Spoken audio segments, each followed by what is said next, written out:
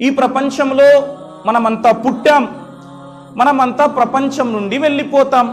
వాస్తవానికి మనిషి ఈ ప్రపంచములో ఎందుకు సృష్టింపబడ్డాడు? మనకంటూ ఒక కారణముంది.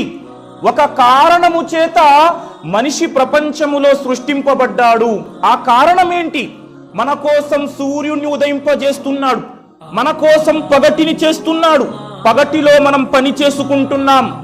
మన కోసం రాత్రి తీసుకొస్తున్నాడు, రాత్రి పూట మనం విశ్రాంతి తీసుకుంటున్నాం.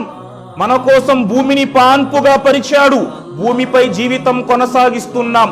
మన కోసం ఆకాశాన్ని కప్పు మాదిరిగా తయారు చేశాడు, దాని కింద మనం జీవిస్తున్నాం. ఆకాశము నుండి ధారాలపాతంగా వర్షాన్ని కురిపిస్తున్నాడు, దాని ద్వారా మనం పంటలు పండించుకుంటున్నాం. ఇదంతా సృష్టికర్త ఎందుకు చేస్తున్నాడు? తల్లి గర్భములో మనల్ని చక్కగా సృష్టించాడు. తల్లి గర్భములో ఒక చిన్న వీర్యపు బిందువు వలె ప్రవేశించాం ప్రియులారా. తల్లి గర్భములో 9 మాసాల పాటు మనల్ని కాపాడిన వాడు ఎవరు? తల్లి గర్భములో మనకు అందమైన రూపాన్ని ప్రసాదించిన వాడు ఎవరు? మన దేహాన్ని తయారు చేసిన వాడు ఎవరు? చూసే కనులు ప్రసాదించిన వాడు ఎవరు? వినే చెవులు ఇచ్చిన వాడు ఎవరు? ఆలోచించే హృదయాన్ని ప్రసాదించిన వాడు ఎవరు?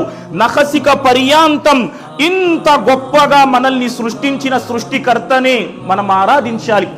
రోజుకు 24 గంటలు, వారానికి 7 రోజులు, నెలకి 30 లేదా 31 రోజులు, సంవత్సరానికి 365 రోజు పావంటే పావు, 4 పావులు కలిసి ఒక లీపు సంవత్సరం.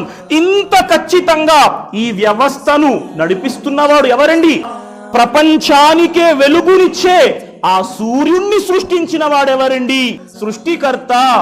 మానవులను ఎందుకు సృష్టించాడంటే మనం సృష్టికర్తను ఆరాధించటానికి, మనం దైవాన్ని ఆరాధించటానికి. దైవం అంటే ఆయనే. మిమ్మల్ని సృష్టించిన వాడు, మీకు ఉపాధిని ప్రసాదిస్తున్నవాడు, మీకు మరణాన్ని ఇచ్చేవాడు, మరణాంతరం తిరిగి లేపేవాడు, రాత్రి వెనకాతల పగటిని తెస్తున్నవాడు, పగటి వెనకాతల రాత్రిని తెస్తున్నవాడు, సూర్య చంద్ర నక్షత్రాలను తమ కక్షలలో నిర్దిష్టంగా తిప్పుతున్నవాడు, ఆయనే మీ దైవం.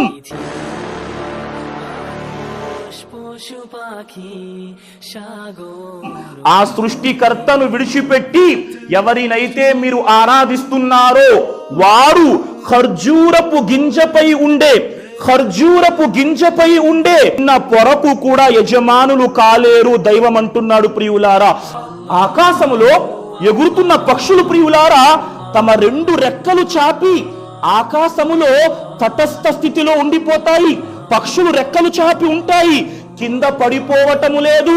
ఖురాన్ గ్రంథం అంటుంది ఆ పక్షులు రెక్కలు చాపి తటస్థ స్థితిలో ఉండిపోతున్నాయే, అవి కింద కూడా పడటము లేదు. వాటిని ఆ విధంగా నిలిపి ఉంచేవాడే మీ సృష్టికర్త.